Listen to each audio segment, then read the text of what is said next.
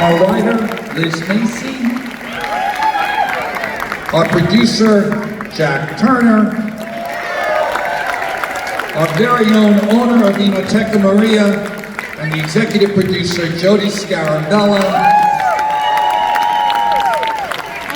Ladies and gentlemen, please, one more welcome for our amazing panel.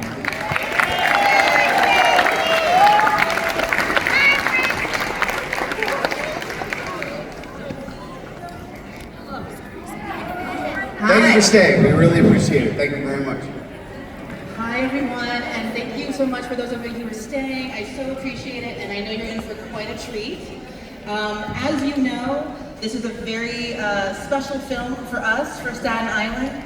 It's not just about the food, it's not just about our beloved Inoteca Maria, but it truly is about family, and especially about love, I think. When love is passed down through the families we make, chosen or otherwise.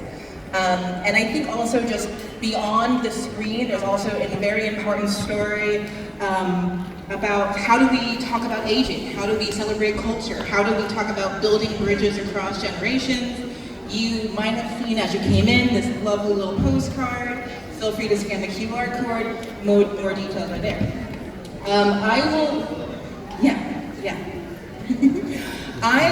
Yes, thank you. I love this film so much. I've watched it at least 10 times. I cry every single time I watch it. Did anyone here cry while watching it? Yes. So I just want to start this panel understanding how much love that each of us sort of brings to this room, the people who have loved us before. I just want everyone in this room to shout out your mom or grandma that helped bring you to this moment, all right? So on the count of 3, you're gonna shout out someone that loved you, your mom or grandma. Ready? 1, 2, 3. Francis and Nancy. That is so lovely. Because I think no matter where you are, we carry the voices and the stories of people who came before us. I am going to start off this question to the entire panel. This is a film that overflows with heart, food, and memory. What drew you each to this project? And Joe, how did it feel to have your life shown on screen? I'll start with Joe. I think it's incredibly overwhelming, and still trying to digest it. Love it. Good answer. There you go.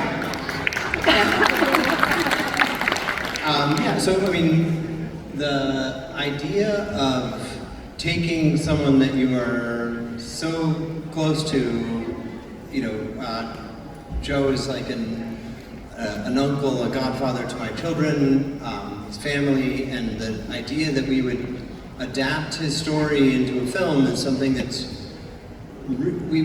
I want to make sure that we tread it very, very carefully. And this movie has to be true in tonally true to Joe's whole story, but it also needs to be something that fits into a feature-length film. And that is a perilous path to walk down, and it's like, in order to do that right, you need to have the right writer and director. And we cannot believe that this came together in the way that it did. When we met Liz and she shared her script and her adaptation of the story, it became a movie on the page, and I cannot thank her and then Stephen enough for bringing all of this together in a way that is, for you all here and everyone around the world now to be hearing Joe and the Nonnas' incredible story is truly a dream come true.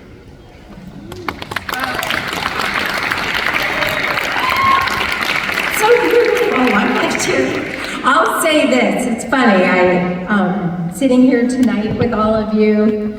I really miss my family. I have lost my entire family of origin, and I had lost my mom when I had gotten this beautiful opportunity to write this script, and it really helped to heal a lot of my grief. But I'm sitting here with all of you. You all feel so familiar to me, and I just go, God, I really miss my family, and man, do I love them. You know, and the love that I felt in this room tonight, Staten Island is incredible. That's what I got to say. Truly. And most of all, I want to hear Brenda too. Having a legend say your words, forget that.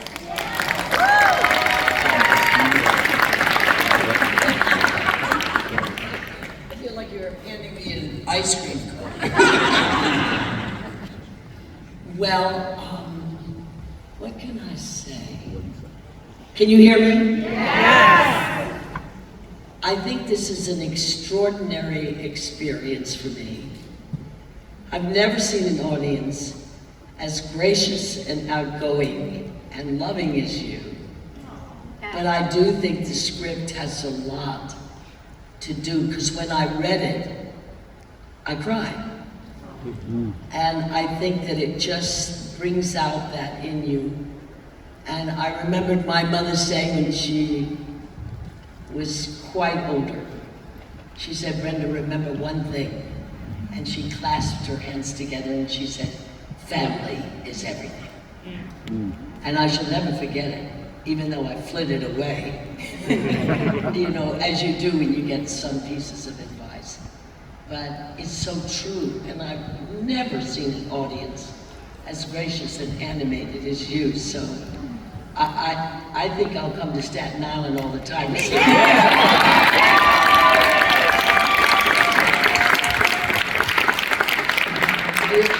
so giving and loving and not judgmental. And that's how you have to be sometimes with family. So I think everybody here in this audience understood this movie. And it meant something. And I think everybody in it was glorious. I mean, we all loved each other, didn't we? It was like, there wasn't one rotten apple in the barrel, so to speak.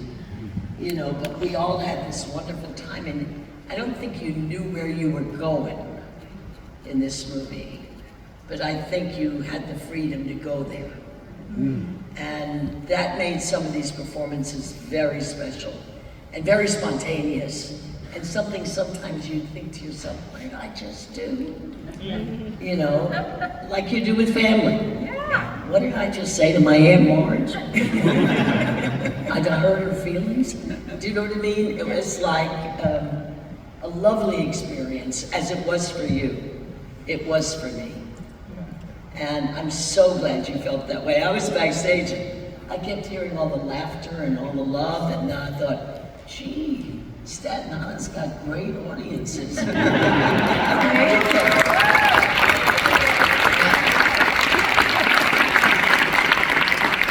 That's it. And look at how many gorgeous women are here.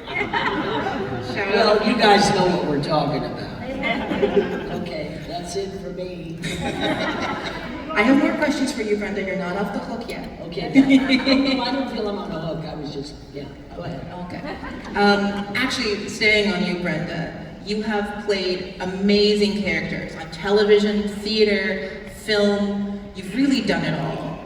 Was there a actual person in your life that you were drawing from for this character, or is it another character that you played before? How did you sort of get to your actual character? I don't know. I swear to God. But I think in an Italian family, there's so much that's animated. And so much that happens that just knocks your socks off. I remember my father's sisters came from Sicily to be with him, and I went to visit them, and they were living together in a little apartment, and it was Aunt Mary and Aunt Tessie, and there was a knock on the door, and I was sitting between the two of them. I was visiting, it was a Sunday, and Aunt Mary said, "Who is he?" I mean, I let it go. But Aunt Tessie said, can you imagine this? How many years she been here? She still can't say who it is again.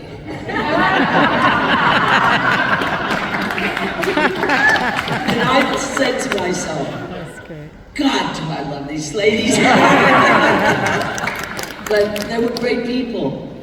And, you know, I think you learned so much from them that you don't learn today from family. I mean, I'm presuming things, but there was just such an honesty in giving you what they had to give. And it was great. And I think it's in the movie. And she's about one of the best writers I've ever read. That script, when I read it, was like, I put it down, I went, my God, this thing is brilliant. And he's just the best director because he will let you do something, I'm going to try something new here, or I'm going to do this, and try it, go, do. You know, because you don't know the spontaneity, or let's say by the time you're, 2 weeks into it, all of a sudden you feel the character. I think she'd say this here for some reason, go to hell. You know, he would so wonderfully say, go, do it. So you see, there was that freedom, there was that allowance, and everybody was working in perfect harmony. And that could be once in a lifetime, I hope not, but that's why you all were so animated and enjoying it and full of life and catching it as the humor. And the truth, it's the truth. This movie is all about the truth. And that's it. Go to church on Sunday. This question is for Stephen and Jack. In addition to just these 4 powerhouse women who were in this film, there's 2 other main characters in this film. One is the food, the other is Staten Island. Mm-hmm. First of all, how did you approach sort of honoring the unique culture and sort of the tight-knit community that is Staten Island? And then the second is, how hungry did the food shots make you every day? Well, I like to say that I gained 30 pounds. I was so committed to making this movie great that I decided to gain 30 pounds making it. So it was, you know, you're all welcome for that. But yeah, listen, honoring the food is very easy. You know, I'm Polish Slovak from Pittsburgh, right?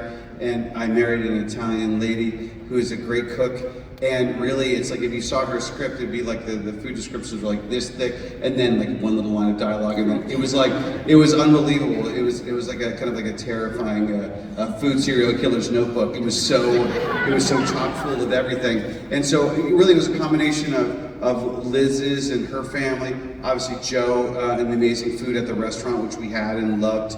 And then we had a great food stylist as well. So that's how we did it. And you know, really, I wanted the audience to be able, it's like almost like smell it, taste it, just feel it, and not only what the sensory of actually eating, but the emotional memory, which was to me what was so profound about it is little Joey looking, you know, little Joey, there he is, looking at his mom and Nonna cooking, and it's just beautiful shot. So yeah, that was it. And by the way, I want to say one thing before Jack speaks of Staten Island as he should.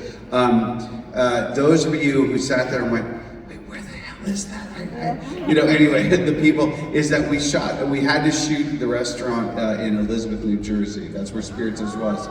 I'm sorry, I'm very sorry. Many reasons why that had to happen, practical reasons, but we always try to keep the spirit of the place alive, and we had these guys' blessings. So, Jack, could you please make Staten Island people not hate me for please? Because thank you. No, I mean, yes, the simple fact was that from a producerial standpoint, there was the New Jersey tax incentive was significant, and so we were shooting a lot of New Jersey for Staten Island. But again, it comes down to the script and the tone that Stephen took from the script in the you know way in which this film should reflect on Staten Island. And if I may, I would love to have Liz tell a story that is dear to my heart as to when she and Stephen first went to the restaurant, because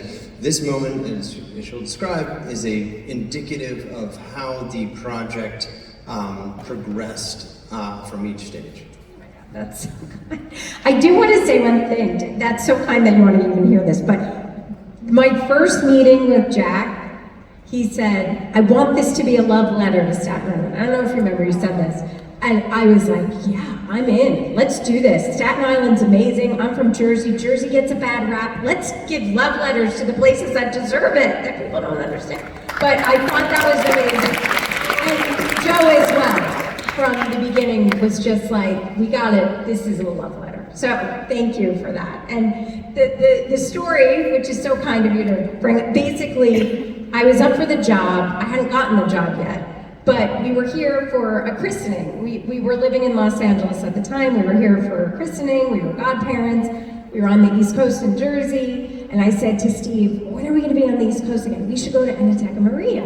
And he was like, okay. So we put the kids in the car. I called up. Joe was like, we just had a cancellation, you know? And so we're like, all right, we're going. And I said to Steve, don't tell anyone I'm up for this job because I don't want to make anyone feel weird, you know? So we go. It's the greatest food we have ever had. It was incredible. The bill comes, it's $100, it's cash only. And we're like, oh shit. Like, I didn't know it was cash only. And then we had literally $100 to the cent. I was like, what am I gonna do if I get this job? I'm gonna look like the big jerk that didn't tip the waitress. Like, I can't do this, oh my God. And then, when my mother had passed away, 10 years earlier, the day that she had passed away, I don't know why, I went into her purse and I took out a $20 bill, and for a decade I carried this $20 with me.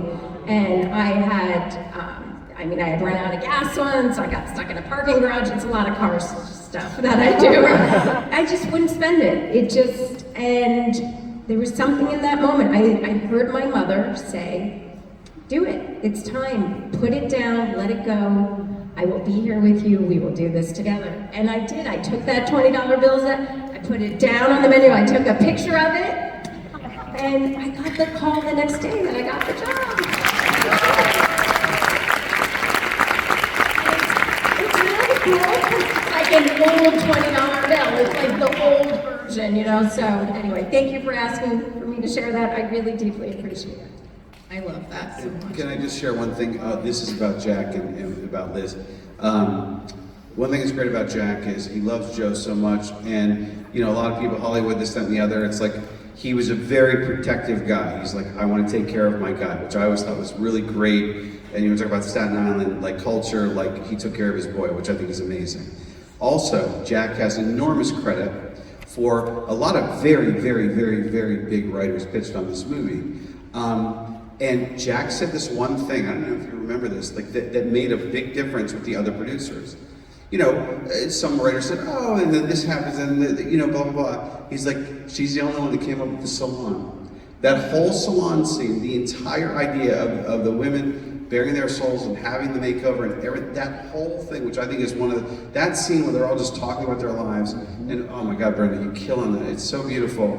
Yeah. That to me was like the heart of something. It made it so much more special. Like, just slow down, look at 4 amazing lives well lived. It is the best scene I've had. I couldn't even believe it was happening when it was happening on set. You were so extraordinary, and the writing was so beautiful. Yes. So, and Jack, really, you're the one that got her hired in the first place. So God bless you, sir. That's all I want to say.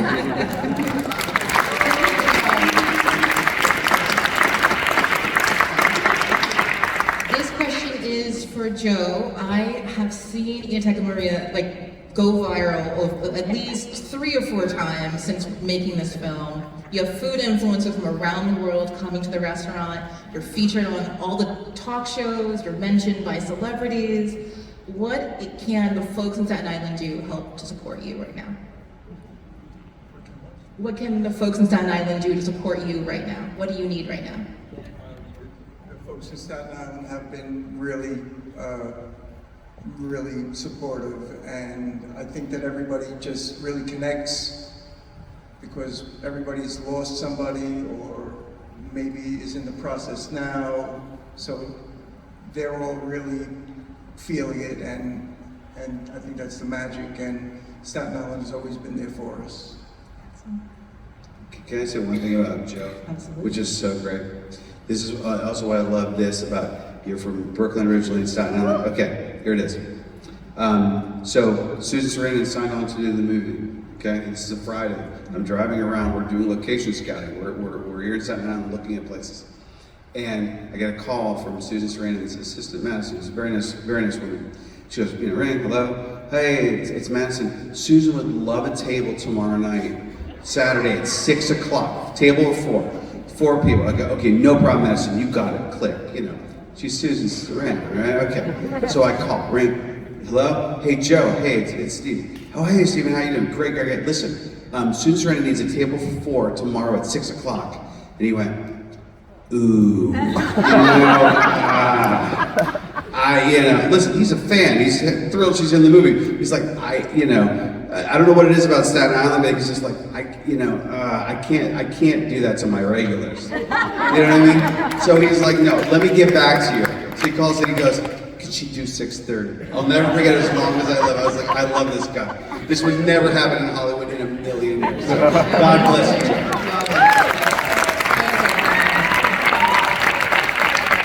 Joe, are there any future plans for the restaurant that you want to give people a sneak peek into? Well, yeah, we do have plans, but I'd just like to say that when Susan came, she had her assistant, Mackenzie, reach out to me and say, oh, we can't find a place to park. So I said, I'm coming out. So I ran out, she jumped out of the driver's seat, and I jumped into the driver's seat, and Susan's sitting next to me, and she's like, But yeah, we are absolutely looking to expand our space. I have an idea for a new space, and I'm very excited about it, and I'm very excited to have it happen here in Staten Island.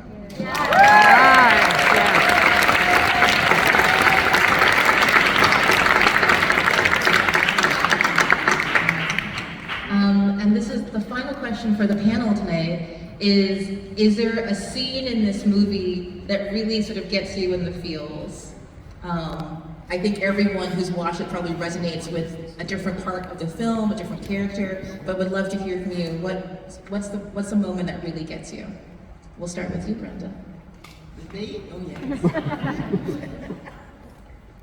I guess when everybody is sitting around talking about the future,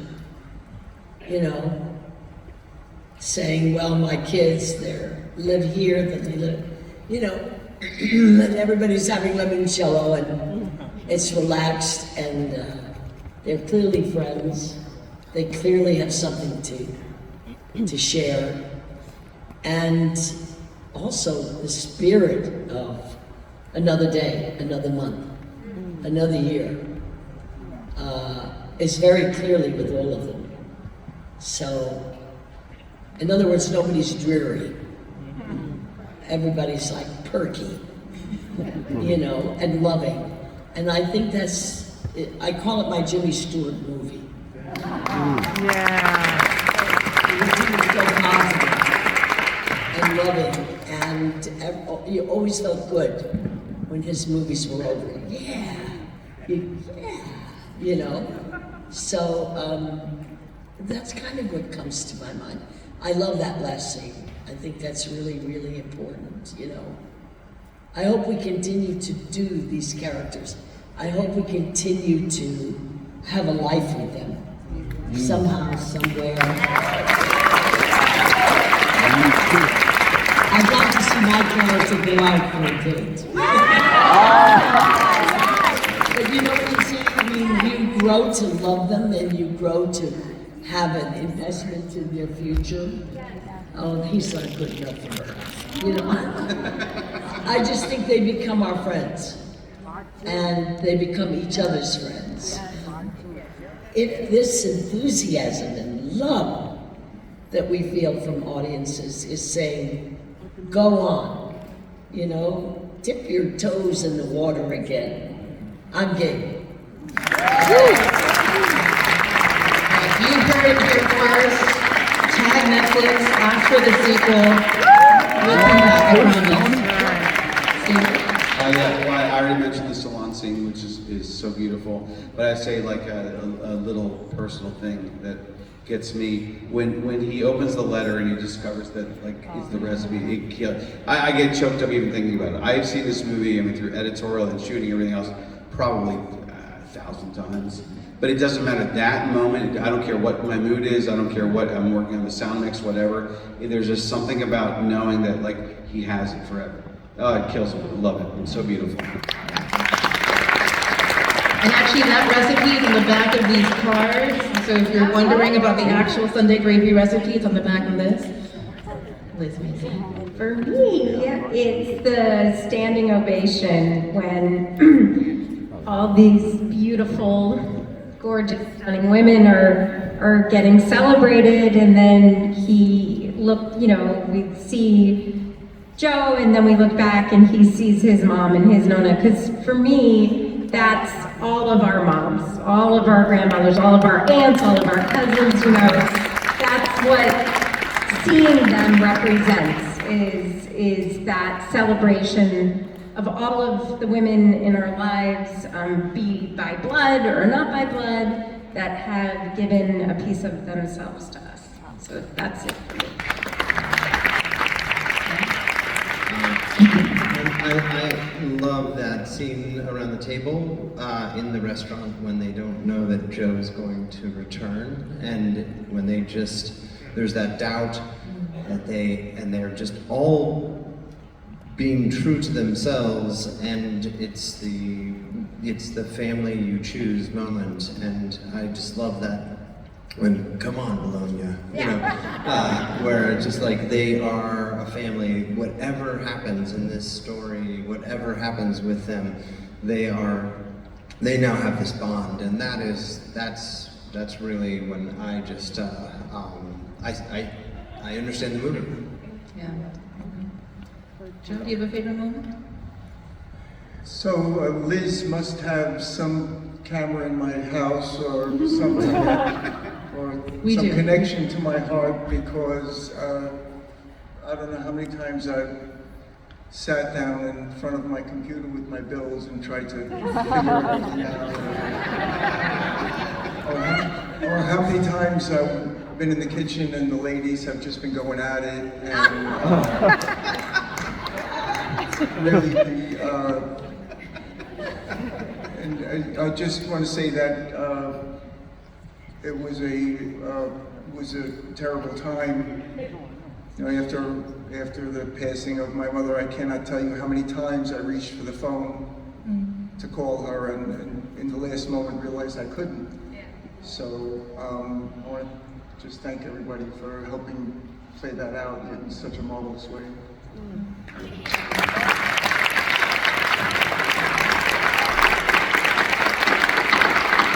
It's so clear from tonight, from this movie being #1 across the globe, that this, isn't it incredible?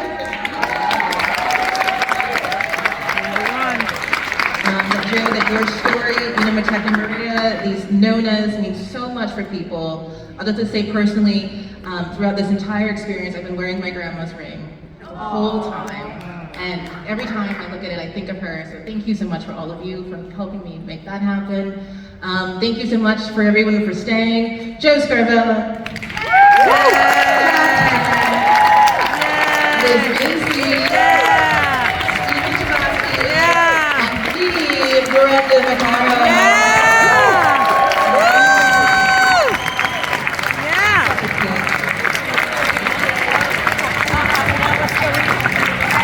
Don't let you